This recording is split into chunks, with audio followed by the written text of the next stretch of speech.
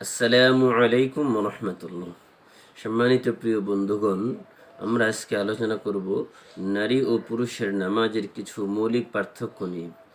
নারী ও পুরুষের নামাজের মধ্যে কিছু মৌলিক পার্থক্য রয়েছে, আসুন আমরা জেনে নিই।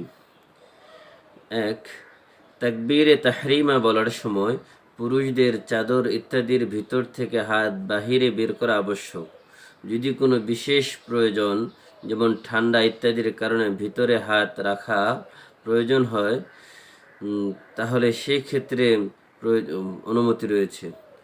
আর মহিলাদের জন্য সর্ব অবস্থায় হাত বের করা ব্যতীত কাঁধ পর্যন্ত হাত উত্তোলন করা আবশ্যক। 2, তাকবীরে তাহরিমা বলার পর পুরুষগণের নাভির নিচে ও মহিলাগণের বুকের উপরে হাত বাঁধা আবশ্যক।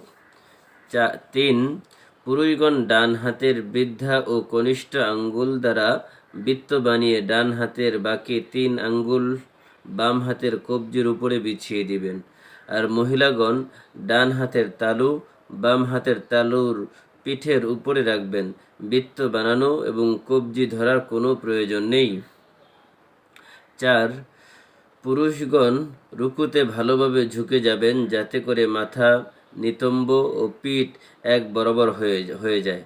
আর মহিলাগণ এত বেশি ঝুঁকবেন না, বরং এতটুকু ঝুঁকবেন যাতে হাত হাঁটু পর্যন্ত পৌঁছে যায়।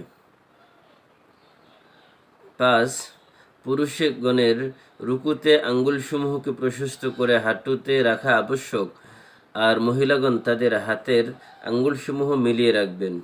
6, পুরুষগণ রুকু অবস্থায় কোনোই বাহু হতে পৃথক রাখবেন, আর মহিলাগণ পাঁজরের সাথে মিলিয়ে রাখবেন। 7, পুরুষগণ সেজদার মধ্যে পেট উরু হতে এবং বাহু বুগল হতে পৃথক রাখবেন, আর মহিলাগণ মিলিয়ে রাখবেন। 8, সেজদায় পুরুষগণ কনুইদ্বয়কে মাটি হতে উঠিয়ে রাখবেন, আর মহিলাগণ তা মাটিতে বিছিয়ে দিবেন। 9, পুরুষগণ সেজদার সময় উভয় পায়ের আঙ্গুল সমূহকে সোজা খাড়া করে রাখবেন, আর মহিলাগণ পা বিছিয়ে রাখবেন। 10, পুরুষগণ বসার সময় বাম পায়ের উপরে বসবেন, আর ডান পায়ের আঙ্গুল সমূহ বের করে দিবেন। বাম পায়ের আঙ্গুল সমূহ খাড়া রাখবেন, আর মহিলাগণ নিতম্বর উপরে বসে উভয় পা এমনভাবে ডান দিকে বের করে দিবেন যাতে করে ডান পায়ের রান বাম পায়ের রানের উপরে এসে যায় এবং ডান পায়ের গোছা বাম পায়ের গোছার উপরে এসে যায়। 11, মহিলাগণ কখনো কোনো নামাজে উচ্চস্বরে কোরআন শরীফ পাঠ করবে না, বরং তাদের জন্য সর্বদা নিঃশব্দ কোরআন পাঠ করতে হবে। আল্লাহ তাআলা আমাদের সকলকে এই মাসআলাগুলোর উপরে আমল করার তৌফিক দান করুন।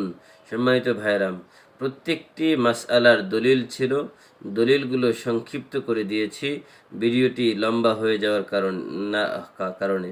তাই আসুন আমরা সকলেই নিজেরা বেশি বেশি এই মাসআলা শুনে আমল করি, অন্যদেরকেও শোনার জন্য সুযোগ করে দেই। আসসালামু আলাইকুম ওয়া রাহমাতুল্লাহ।